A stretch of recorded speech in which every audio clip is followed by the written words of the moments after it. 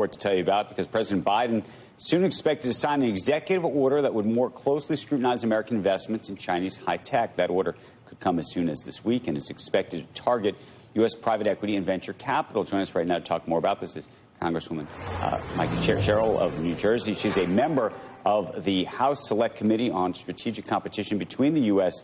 and China. And there's been a lot of debate about this one.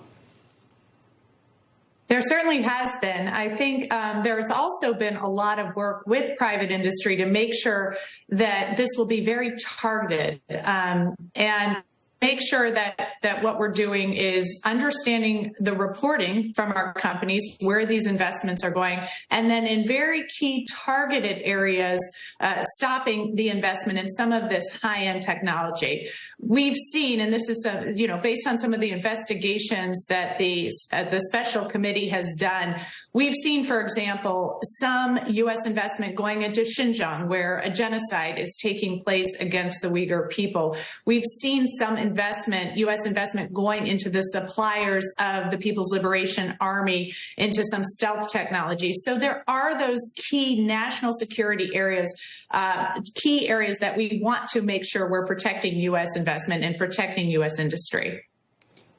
Congresswoman, what is your sense? And I don't know where you put this one. TickTock. TickTock is owned by, as you know, a whole bunch of private equity firms in the United States. What would you do about something like that?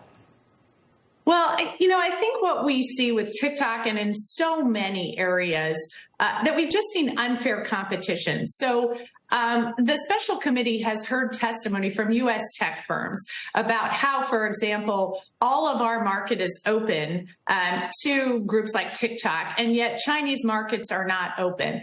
And what that creates is this imbalance where TikTok and their parent company can earn billions of dollars in the Chinese market, which they then can dump into taking over the U.S. market. And so we hear from our from our U.S. technology companies, look, we can compete with anyone fairly. We're the best in the world. The problem is this unfair competition. And so we want to see more parity. We want to see more fairness in the market. And do you believe that by implementing this is going to, how much of this is an effort to change the policy in China versus really change the policy in the U.S.? I don't think we're going to see a policy change in China. We see a Marxist economy. We've seen very clearly how China has not become more democratic. They've not embraced the rules of the world economy that the United States has been instrumental in setting up. In fact, they are now a threat to the rules-based economic order. They have been creating this unfair playing field, which is why we're reshoring so much of the American manufacturing economy. I don't think they're going to change their policies. They've been pretty clear in the China 2025 policy that they intend to compete in certain areas, and they intend to do so with investment in Chinese research and development, but they also would like to do so by having U.S. companies come to China and then the Chinese taking their technology, taking U.S. technology and utilizing it to overwhelm the U.S. companies. That's what they've been doing. They've basically stated that's what they intend to keep doing. And now we are saying we're going to take measures to compete. We're going to take measures to ensure that we can create a more level playing field for our companies. What kind of pushback have you gotten from the private equity and VC world, in part because disclosure has also been an issue that they have typically fought? It's been very interesting because I always anticipate a lot of pushback when there are these changes, because we have companies that want to make sure that they're doing as well as can be expected in their investments and making money for their firms. But what's been interesting to me is to see that even before much of this has, we haven't seen what the administration is going to put out or when they're going to put this out.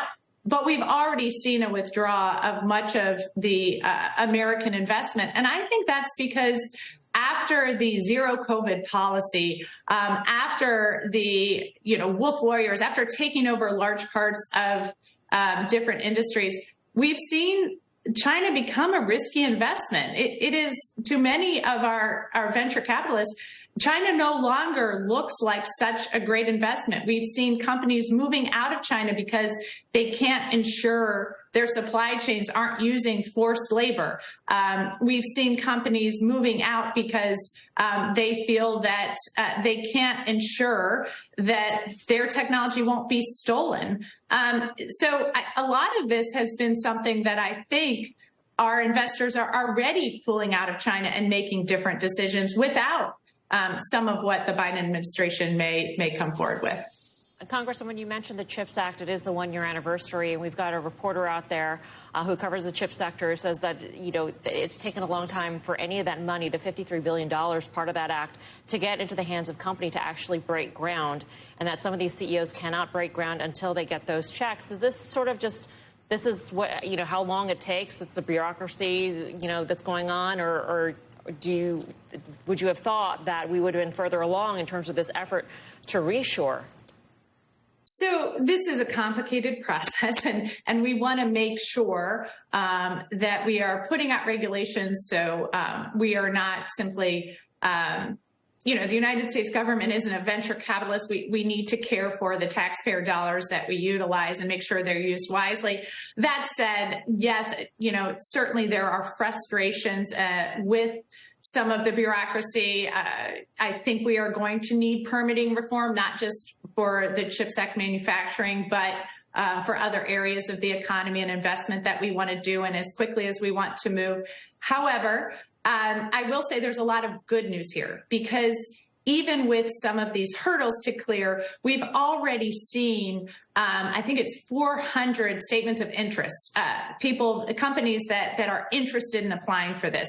We've already seen $231 billion of private investment into chips manufacturing. And we've seen an 80% rise overall in manufacturing construction year over year, which is really shocking. So we're seeing the force of the government's push to reshore American manufacturing and to create these jobs here at home. Okay. Congressman, we appreciate your time this morning. Thank you. Thank you so much.